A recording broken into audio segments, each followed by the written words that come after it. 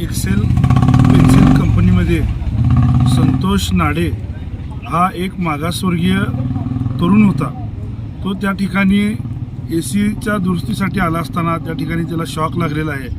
तरी कंपनी व कंपनीच्या व्यवस्थापकांनी काही गोष्टी समाजाच्या समोर न आणता व कुटुंबाची दिशाभूल करून ती गोष्ट त्यांनी झाकण्याचा प्रयत्न केला.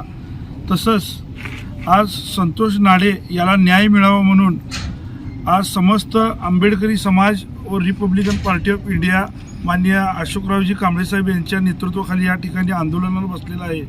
तरी या आंदोलनाला साहित्यरत्न लोकशाहीर अण्णाभाऊ साठे प्रतिष्ठान, असंघटित कामगार आघाडी व समस्त मातंग समाजाच्या वतीनं या ठिकाणी आम्ही पाठिंबा देतो व संतोष नाडेच्या यांच्या कुटुंबाला आम्ही या ठिकाणी सांत्वन करण्यासाठी आलेलो आहोत.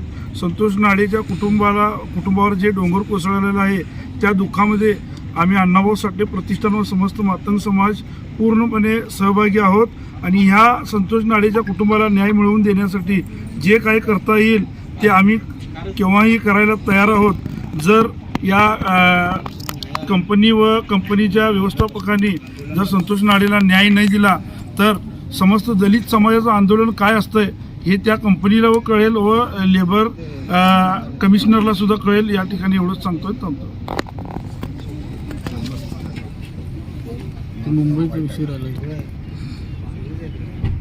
चालू घडामोडींचे अपडेट्स जाणून घेण्यासाठी आपल्या हिरकणी न्यूज चॅनलला सबस्क्राईब जरूर करा.